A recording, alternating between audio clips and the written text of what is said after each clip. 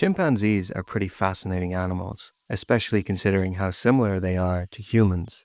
Certainly there are large differences, but there are many similarities. Chimps form complex social structures and bonds just as humans do, and just as humans do, they can be incredibly violent. Usually, the violence isn't directed towards humans, as chimps in the wild generally seem wary of people, but there are always exceptions. A documentary from Our World showed how, in the late 90s, a few men from the Kabale National Park in Uganda went to a few local villages to talk to the children about chimpanzees. At one point, asking the children what they knew about the animals, to which one child responded with, "They come into the village, attack people, and steal children." Surprised by the answer, one of the men asked the children how many of them had actually seen this happen, and all of the children raised their hands.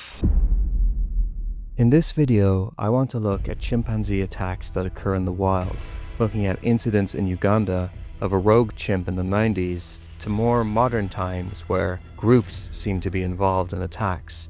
And we are also going to be looking at a pretty shocking incident in Sierra Leone where a freakishly large chimp escaped and took over an entire sanctuary. But first, sometimes referred to as the Pearl of Africa, Uganda has a reputation of having some impressive landscapes as well as plant and wildlife. Many different animals reside there, including a diverse range of primates, such as a variety of different monkeys, and even nocturnal primates, and great apes like mountain gorillas, and of course, chimpanzees. Chimps are known for a variety of different things, but chief among them is probably their incredible intelligence. At the turn of the century, Wolfgang Kohler, a German psychologist, studied chimpanzees in captivity and found that they could solve problems not just through trial and error, but by thinking through the task. For example, when faced with food placed out of reach, chimps were able to stack boxes or use sticks to retrieve it just by looking at the problem and figuring it out, demonstrating great insight and planning. In her book, My Life with Chimpanzees, Dr. Jane Goodall famously wrote of an observation she made in the 1960s of a male chimp she named David Greybeard in Gombe, Tanzania. She observed him using grass stalks to fish for termites, even pulling the leaves off a twig to make it easier to get to the insects. Perhaps it doesn't sound like much, but the use of a tool and modification of a tool was a big deal in our understanding of these animals. The findings were also published in a Nature article, making this the first recorded instance of wild, non-human tool use in a peer-reviewed scientific journal. One of the ways we used to separate or distinguish between humans and other animals was by tool use. The anthropologist Louis Leakey, who helped Jane get started and funded the expedition, stated that now we must redefine tool, redefine man, or accept chimpanzees as humans. There is also the famous chimp named Ayumu. According to The Guardian, Ayumu is a male chimpanzee from Kyoto University's Primate Research Institute, who became sort of famous for his exceptional short-term memory. In a 2007 study, he outperformed human adults in a numerical memory task, accurately recalling the sequence and position of numbers briefly flashed on a screen, even when they were visible for just 0.2 seconds. You can watch a BBC video on YouTube if you want to learn more about this. This remarkable ability highlights the impressive cognitive skills of chimpanzees in specific tasks. Again, this isn't to say chimps are more intelligent than humans, but in certain tasks, they can outperform us. Returning to the villages around Kabale National Park in Uganda, where the men asked the children about the chimps, the area was well known for having chimps, and a variety of researchers traveled to the area to study the animals. Not always easy, as wild chimps tend to avoid humans, but not always. In the mid-90s, a woman went out to pick millet from a compact field. She had a small child with her, wrapped in a blanket. She placed the child down in the blanket while she got to work. So focused on the task, she unfortunately didn't see the large male chimp creep out from the forest. He made his way towards the blanket, and by the time the woman saw what was happening, he snatched the small child from the bundle and ran back into the forest. It was already known and somewhat common for the chimps to raid fields for crops and take fruit and other food, but to take a human was another matter entirely. Certainly there were stories and legends warning usually children not to go into the forest alone in case the chimps went after them, but it wasn't really like the chimps to come out into the villages. But this chimp was much bolder, so much so that when he went to another village, he went right up to an adult woman and ripped a small baby as she was digging in a cassava field. As time went on, it became more obvious that these weren't isolated incidents, but a pattern, as more children were being attacked by the chimps. Or was it one chimp? In the early days, there was some uncertainty not only about why the attacks were happening, but also which chimp or chimps were taking the small kids. As I mentioned, there were primatologists working in Kabale there to study the apes, and some of them feared that perhaps some of the chimps they were studying could possibly be involved, or that the chimps weren't involved but would be targeted by angry villagers despite not being guilty. A man named Katiba Dio was sent to try and investigate the attacks and stop them from continuing. Dio was a trained tracker that worked for the national park, and he could tell a lot about a chimp from the trail it left behind. He drove around the park from village to village, trying to track down the chimp, as well as interview the locals to gather more information about the attacks. At the same time, some of the primatologists in the park kept a close monitor on the chimps there, and it seemed that none of the groups they were studying were going anywhere near the villages. A picture was starting to form, and Dio discovered this was in fact a lone male chimp, emerging from the forest on occasion to snatch babies and small children. But why?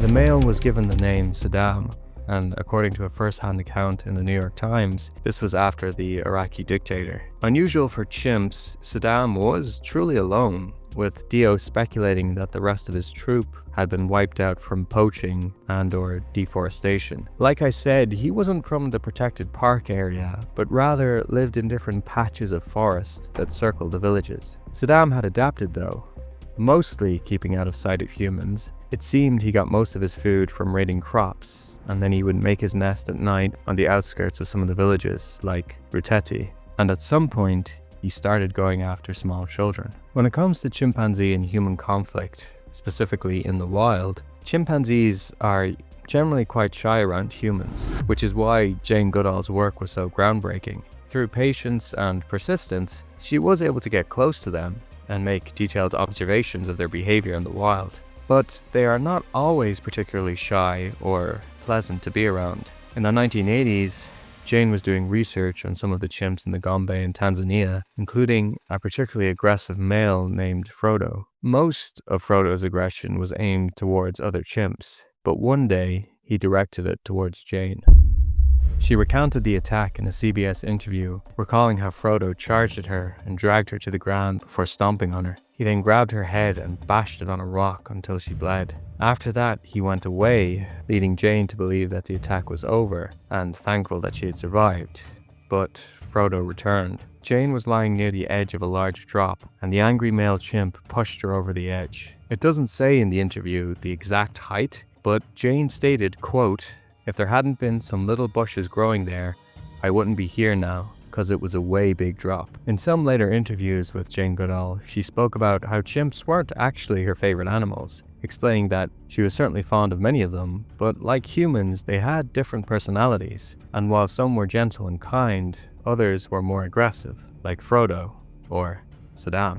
By 97, Saddam was still at large. He had also taken to stealing small livestock like chickens, but he hadn't stopped targeting children. Sometimes, the presence of multiple people, older kids and adults, was enough to deter him, and sometimes it wasn't. In late 97, a young boy of about 10 years old was playing outside his house, close to the forest. His mother was ill and lay inside, as did his baby sister. At one point, the boy looked up from playing towards the tree line and saw a dark figure emerging from the forest. A male chimpanzee stalked towards his home. The big male approached the house, and reaching a single arm in, he grabbed the baby girl and dashed towards the forest. The boy yelled and screamed, alerting nearby villagers about what was happening. Grabbing sticks and spears, they chased the chimp through the trees. The boy ran after them, fearing that Saddam would kill his sister. The chimp escaped, but he did leave the baby behind in the process. The girl was injured, losing part of her arm and had scars on her head, but she did survive. Dio was piecing together information about why this chimp was targeting human babies, and the explanation seemed very clear. He was hunting them to eat. The small girl lost part of her arm because chimps, when consuming monkeys, often start by biting the hands and feet off. While chimpanzees seem to be mostly herbivorous, specifically they are frugivores, consuming mostly fruit, they are known to eat a small percentage of meat as well. In a study titled Foraging Profiles of Sympatric Lowland Gorillas and Chimpanzees, they found that the diet for chimps consisted of 68% fruit, 11% leaves, 7% seeds, 2% flour, 1% bark, 2% pith, 6% insects, and 2% mammals. Of course, this will probably vary from troop to troop. In different areas, it would seem that many papers suggest it's male chimps that primarily do the hunting. Again, it varies of course. A paper from 2015 found that at Fongoli in Senegal, females accounted for 30% of 99 captures. Observations made in Mahale in 1984 found that 31% of the chimps that partook in 54 hunts were female, and in other regions the percentage amount was lower. In 1986, Jane Goodall observed in Gombe that 23% of females participated in hunting. In the Ivory Coast in 1989, a study found 18% of females participating, and in Ngogo, a research site in Kabale National Park in Uganda, they found only 3% of 128 kills were performed by females. Obviously, the percentages do fluctuate depending on the area and the time, which isn't surprising considering chimp troops are always changing. But generally speaking, at least based on observations that we have, it would seem that most of the hunting is done by males. I would have thought that the hunting of smaller mammals like red colobus monkeys was simply a part of their diet, though I once spoke to an evolutionary biologist who seemed pretty adamant that in fact it was less about diet and more about gaining favor with females of the group, which perhaps would be supported by the observations of mostly males hunting, but that's certainly not the only hypothesis. An article published in 2001 in Animal Behavior titled "Why Do Chimpanzees Hunt and Share Meat?" looked at this question and tested 3 different ideas. Quote, a nutritional shortfall hypothesis suggests that chimpanzees hunt to compensate for seasonal shortages in food availability. A second hypothesis argues that male chimpanzees hunt to obtain meat that they swap for matings. A third hypothesis proposes that males use meat as a social tool to develop and maintain alliances with other males. I should also note that these were based off of chimpanzees at Ngogo in Kabale National Park. The idea that the apes would hunt more when food was scarce didn't seem to hold up, as most hunting seemed to take place during a time of abundance. And the idea that they did it to get mating rights with females also didn't seem to hold up. In fact, to quote the paper, the presence of estrus females, biologically fertile and capable of breeding, did not predict the tendency of chimpanzees to hunt. And while meat was exchanged for mating, it happened infrequently. It seemed from this study that it was mostly about male bonding. Again, quoting the paper, although several factors are likely to affect chimpanzee hunting decisions and meat sharing, these results indicate that primary causes will not be found through invoking simple energetic or reproductive considerations. It would seem that there are multiple factors at play, and this is just one paper. Perhaps in other areas we would get different results. And it should also be considered that perhaps the chimps simply enjoy hunting. In the Our Worlds documentary, they had a primatologist named Ian Gilby, and he put it quite simply, they just like meat. Since Saddam was on his own, it seems to me that his hunting of small humans may have been more for nutrition, since there aren't reports of him sharing his kills, and also he was surviving in small areas of forest in between villages, perhaps struggling for food, though that is speculation on my part. Dio was continuing his search for Saddam, but he was going to need some help. He had little to no experience with guns, so he was assigned an armed accomplice, a man named David Goldenberg. David had traveled to Uganda originally to study chimps, but now he was tasked with helping to find and, importantly, shoot the killer ape. He recounted his first-hand experience in an article in the New York Times, linked below. Curiously, he wasn't going to be shooting to kill Saddam, but rather was given a Telazol-loaded dart gun. This wasn't to move or capture a sleeping chimp, but rather to give villagers enough time to hack the ape to death with a machete. The problem was finding Saddam. Though major portions of the forest had been cleared, other areas had not, and they were described as dense and difficult to move through. The men would get tips from locals who spotted the chimp, but by the time they got to the area, Saddam was gone, and his trail was hard to follow. When the tracking didn't yield results, the men decided on a new plan: choose the right spot and wait for the ape to come to them. But how do you choose the right place? Saddam wasn't just a fan of meat, but also of alcohol. Within the forest, some people had makeshift banana beer breweries, where they would brew banana beer from hollowed out tree trunks. And according to some locals, Saddam had been spotted drinking handfuls of the beer from these breweries. Some even speculated that he showed more aggressive behavior because he was intoxicated. They decided to wait in the shade of a banana tree near a hollowed trunk, ready for a batch of banana beer, in hopes of surprising the chimp. The first day, there was no sign of Saddam. Same for the next, and the day after. The days went on with the two men waiting under banana trees. Even in the shade, they were sweating in the heat. The days turned into weeks, and then, a month later, as the men were waiting in the forest, Dio placed a hand on David's shoulder and pointed to a patch where the leaves were shaking. A moment later, Saddam emerged. When the chimp saw the men, he wasn't happy. He charged them. David watched through the scope of the rifle. He notes in the article that he had practiced hitting smaller targets from the same distance. He watched Saddam charging through the scope. All he had to do was pull the trigger. But he froze. A lot has been said about the strength of an adult male chimpanzee.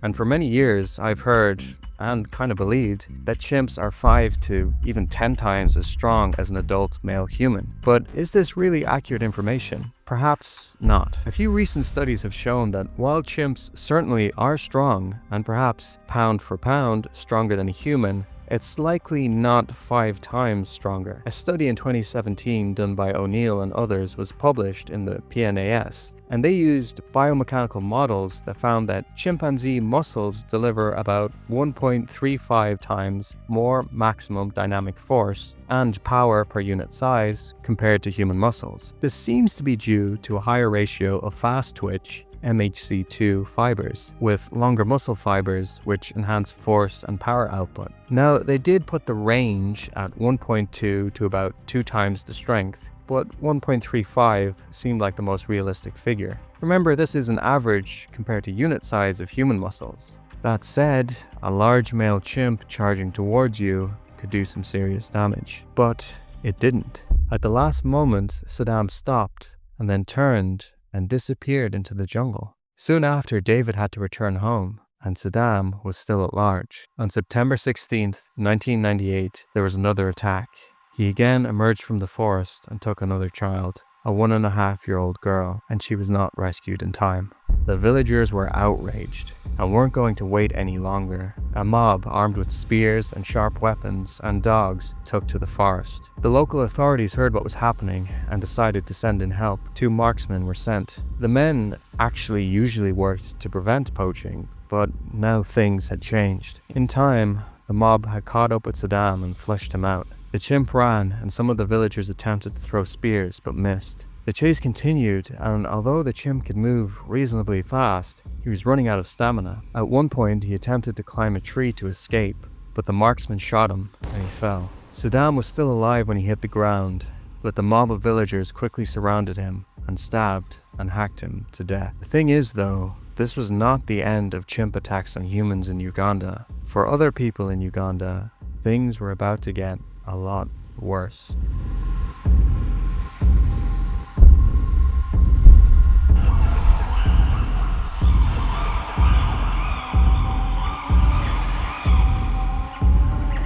Moving forward in time to Western Uganda, we find other people who were already struggling to maintain an existence by growing the few crops that they could on their small patch of land when the chimps came. As is the case with many parts of the country, large swaths of forest had been cleared for logging as well as to make room for farming. While some chimps lived inside protected parks, others survived in the small patches of remaining forest in between villages and farms. These chimps would often raid crops for food, and although initially shy of humans, with a shrinking habitat, they had more and more contact with people. An article in National Geographic describes one family's struggle with some nearby chimps in 2015. The Samada family lived near a village called Kiamajaka. The husband and wife were farmers and had 4 small children. Chimps in the area had been known to raid and take crops from time to time, but still seemed weary of people. However, on July 20th, 2014, Ntegeka, the mother, was outside digging with the children, and unknown to her, she was being watched. At some point, a large male chimp saw an opportunity and crept close to the garden. When Ntegeka turned to get water, he dashed in and grabbed one of the children, a toddler. The boy screamed out as the male took him into the brush. People ran after the chimp and the toddler, but the animal was too fast. They eventually found the boy dropped by the chimp in some bushes. They rushed the child to hospital, but nothing could be done. Just as they do when they're hunting monkeys, the chimp had ripped him apart. The family was devastated and terrified. Ntegeka and her husband, Omuhureza, built a fence out of bamboo around their garden, but it didn't really have any effect. Multiple chimps returned to the house together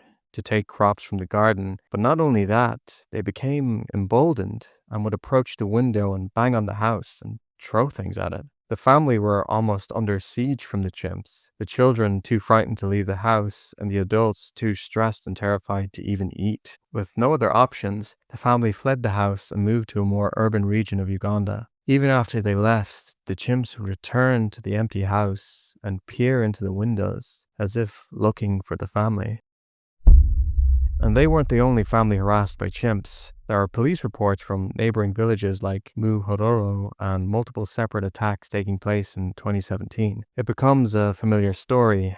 A mother working in the fields with her kids, and then the animal snatches one of them. In May of that year, a woman worked the cornfields when her toddler, a girl named Makulate Rukondo, was taken, this time by a group of chimps. The mother chased the chimps, but when the apes turned on her, she backed off and went to get more people to help.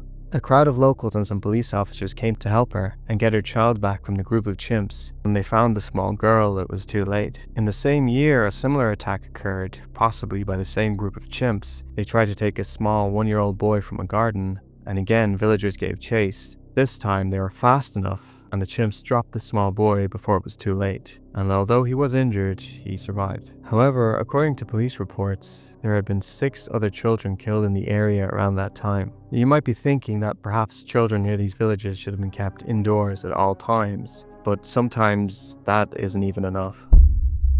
If chimps were really hunting for small humans, then the sound of a crying baby was pretty distinctive and easy to track down. In 2018, a mother was working in the kitchen when her 5-month-old daughter was taken by chimps that climbed into the house. The mother only realized what was happening when she heard the terrified cries from her child. She charged the animals, yelling and screaming and throwing everything she could grab, and the sudden flurry of noise and rage was enough, in this case at least, to make the chimps flee, but they tried to take the child with them. But as the woman continued to chase, they dropped the child in a bush, and she survived. It was thought that since the chimps only went for the very young children, that as long as they were accompanied by an older child or older children, they would be safe, or at least more safe than otherwise. In some cases, it seemed that this worked, but one day, during the same year, 2 children had to go to a well to fetch some water. The younger of the 2 was a 3-year-old girl, accompanied by her older friend. It doesn't list an exact age, but old enough to be significantly larger, I guess, at least bigger than the 3-year-old. Before the 2 children could make it to the well, however, a large male chimp cut them off. Strangely, he didn't go for the younger 3-year-old, but instead charged and threatened the older child, who fled in terror. However, the chimp did not pursue, and it seemed as though he merely wanted to scare the older child away so that the younger 3-year-old would be on her own.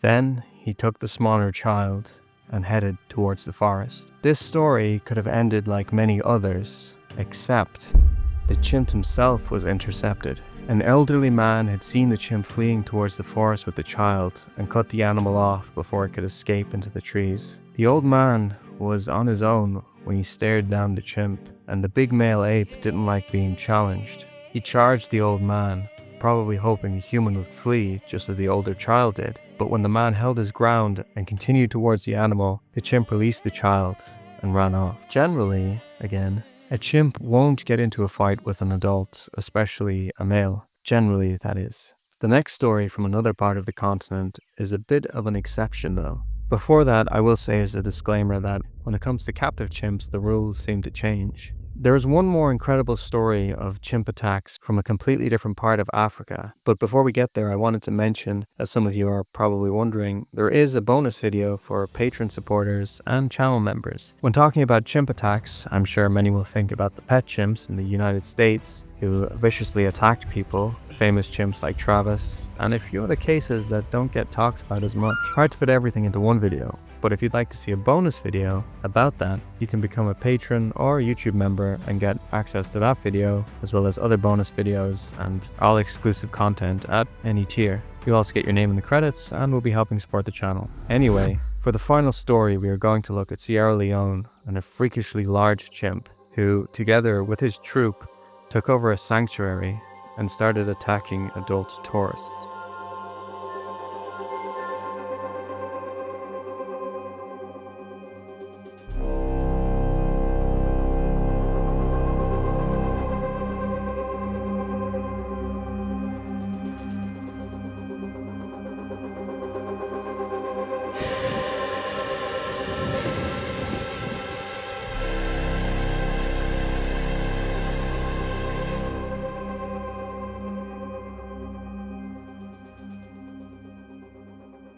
Sierra Leone is situated in Western Africa. According to a survey done by the Pan-African Sanctuary Alliance in collaboration with Takugama Sanctuary, there are approximately 5,500 chimps in the country. These chimps face similar threats from habitat destruction, but also from being hunted, with adult chimps sometimes being shot for bush meat, but also so that babies can be taken and sold in the markets. And that is what happened to a chimp named Bruno. In 1989, a husband and wife named Bala and Sharmila Amarasakaran were in a small market in a village about 150 kilometers from the nation's capital, which is Freetown. As they went through the village, they found something they found quite disturbing: a sickly baby chimpanzee tied to a tree. The husband, Bala, said he saw hopelessness in the small chimp's eyes. Feeling bad for the animal, they paid $30 to bring it home and raise it themselves. Nowadays, Bala tells people not to buy a chimpanzee, as it just encourages the trade and pet chimps can be quite dangerous. Again, check out the bonus video.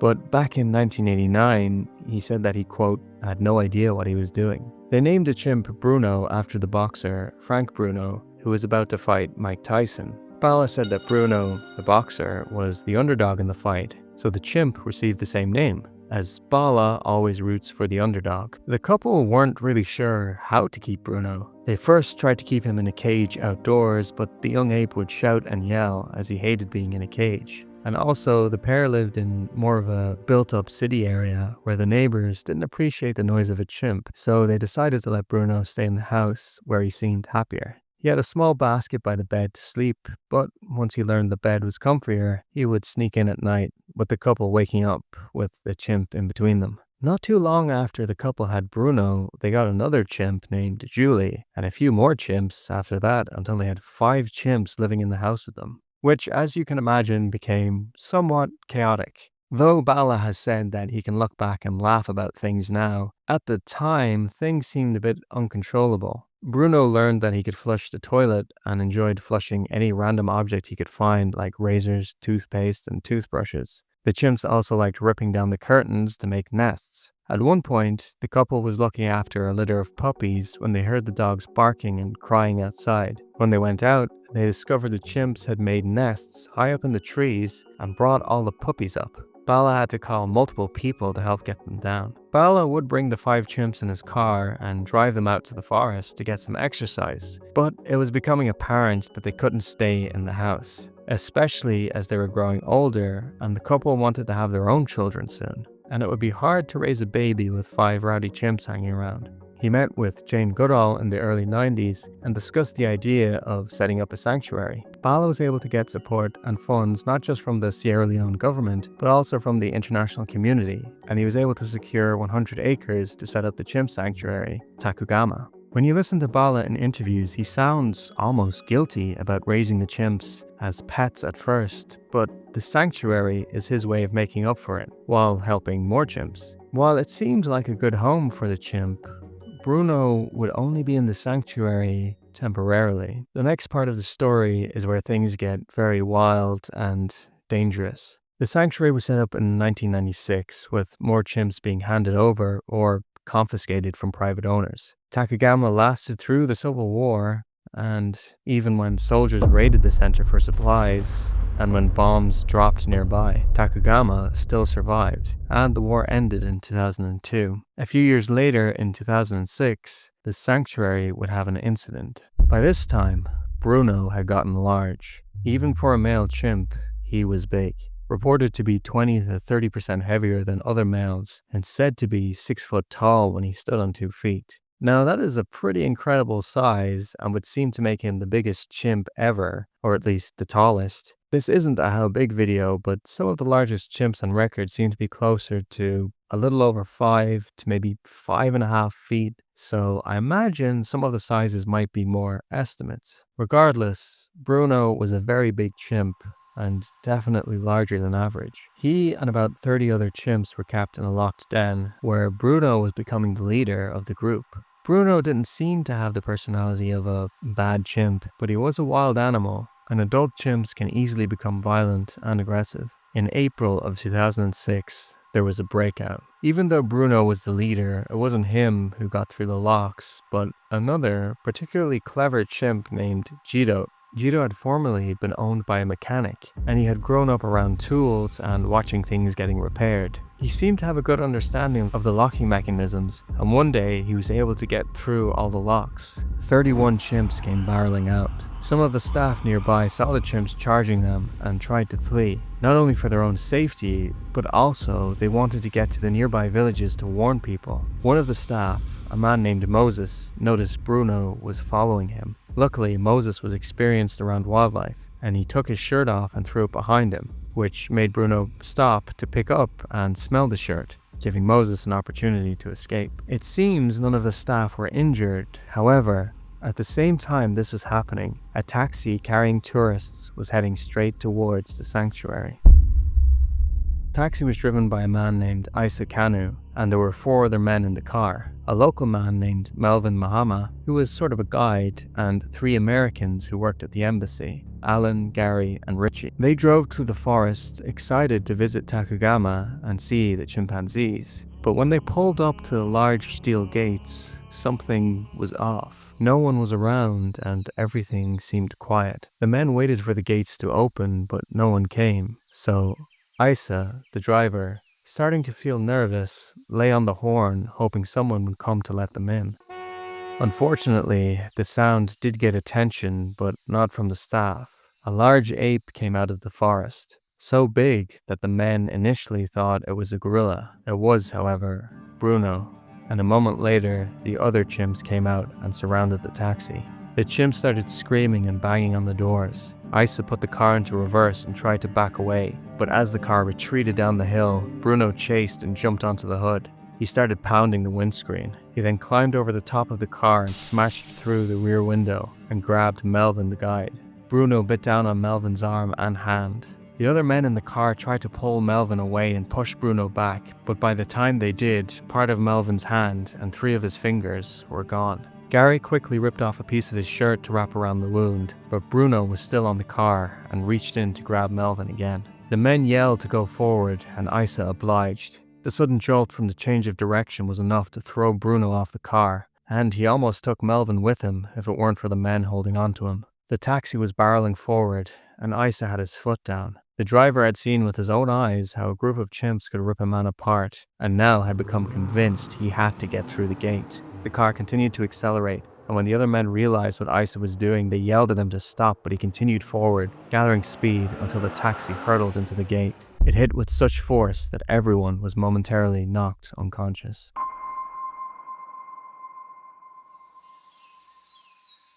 When Gary woke, he was alone in the taxi. As he started to come to, he realized he could hear a voice yelling out.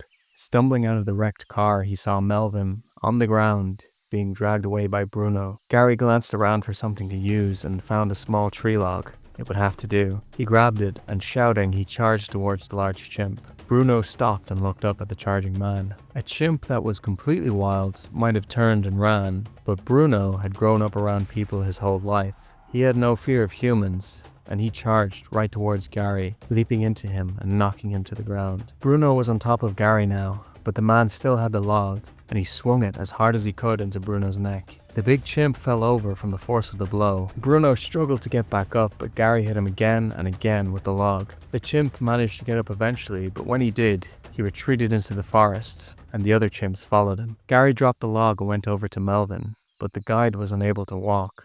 Along with his hand, he was now missing part of his foot. Gary did a quick search and found the two other Americans nearby in the forest. He asked about the driver, Isa, but the men informed him that when the taxi failed to break down the gate, Isa had gotten out and climbed over the fence. Gary nodded, and he told the two men to run back and try and find some help while he tended to Melvin. When he got back to the guide, he ripped up more cloth and wrapped what was left of Melvin's foot. He helped him up, and the two men started hobbling back down the road, hoping they wouldn't run into the chimps again. Somewhere on the other side of the fence, Isa was running through the forest, hoping to get to safety when the sound of yelling and grunting chimpanzees surrounding him. On his own against multiple riled up chimps, he didn't stand much of a chance. Reports from some of the remaining staff said they heard yelling and screaming coming from the surrounding forest, but it only lasted for less than a minute before there was complete silence. Back on the dirt road, Gary and Melvin were making slow progress through the forest when they heard a sound coming towards them. A vehicle.